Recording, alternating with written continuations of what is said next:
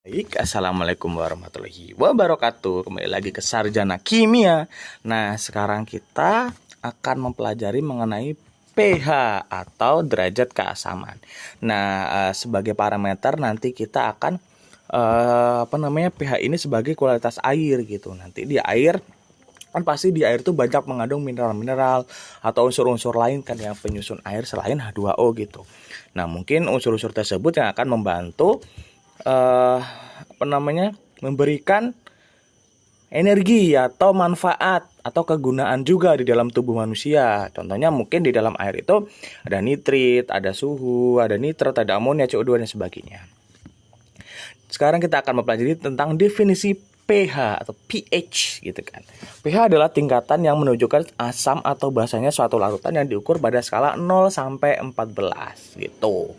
pH adalah derajat keasaman yang digunakan untuk menyatakan tingkat keasaman atau kebasaan yang dimiliki oleh satu larutan.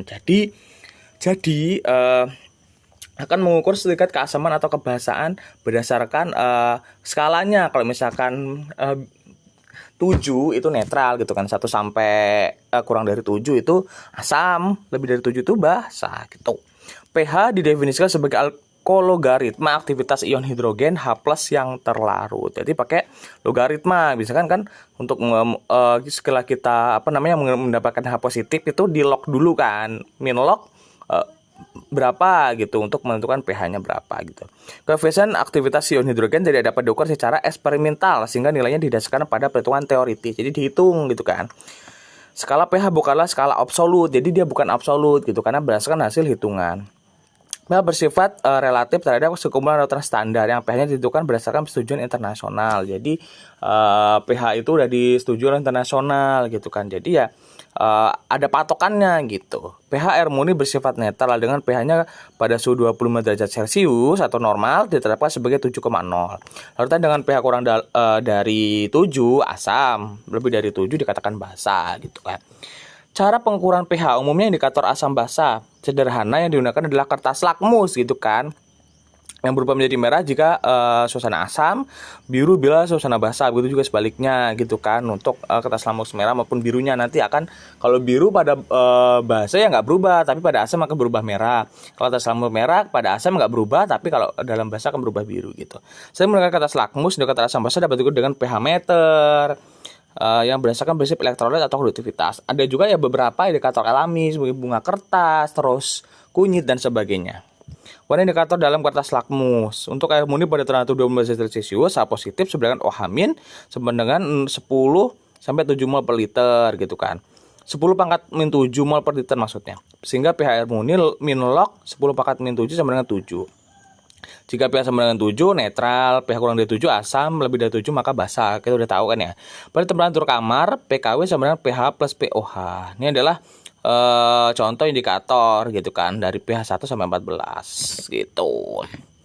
Derajat keasaman pH asam kuat. Disebut asam kuat karena zat terlalu dalam larutan ion mengion seluruhnya itu A-nya sama dengan 1 atau alfanya sama dengan 1.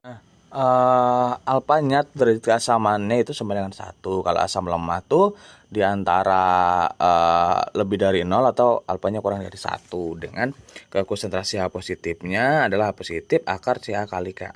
Ca konsentrasi asam lemah, Ka tetapan ionisasi. Basa kuat tuh sama aja. A-nya juga sama dengan 1. Kalau misalkan basa lemah A lebih dari 0 atau A kurang dari 1, bedanya cuma OH- gitu kan, akar Cb kali Kb, di mana Cb konsentrasi asam basa, basa lemah maksudnya, Kb tetapan ionisasi basa lemah. Nah, pengaruh pH dalam kualitas air. Perubahan pH dapat menimbulkan ketidakseimbangan kadar CO2 yang dapat membahayakan biota laut gitu kan, karena CO2 itu sangat mengganggu gitu. pH laut permukaan di Indonesia umumnya bervariasi dari lokasi ke lokasi antara 6 sampai 8,5. Jadi itu masih standar lah. Tidak terlalu asam banget, tidak terlalu basa banget. Pasar mempengaruhi penyebab perubahan pH. Sisa-sisa pakan gitu misalnya dalam air gitu kan, kayak pelet atau sebagainya itu kan biasanya merubah pH. Kotoran yang mengendap di dasar kolam, nah kotoran-kotoran ikan atau kotoran yang lain. Selain itu juga berasal dari kandungan CO2 yang tinggi dari hasil pernapasan dari ikannya.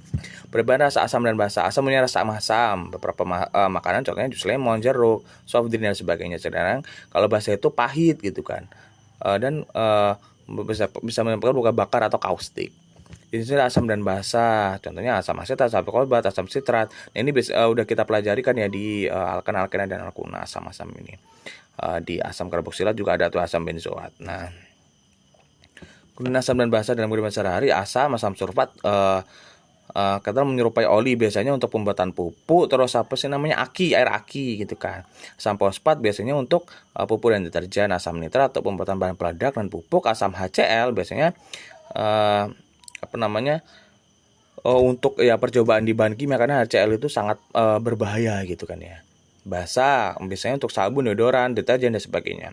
CaOH2 biasanya tepung kristal putih yang mudah dalam laut, dalam air gitu kan. Basa yang digunakan adalah amoniak untuk pupuk dan sebagainya. Nah, pengaruh perubahan pada kualitas air budaya perikanan dapat mengganggu metabolisme, munculnya penyakit, ikan mudah terserang penyakit dan pertumbuhan menurun. pH tinggi juga dapat mengganggu kualitas air gitu. Jadi kualitas airnya jadi jelek. Oke, mungkin itu saja yang dapat saya sampaikan. Terima kasih. Jangan lupa like, share, and subscribe. Kalau misalkan ada pertanyaan silahkan tulis di kolom komentar.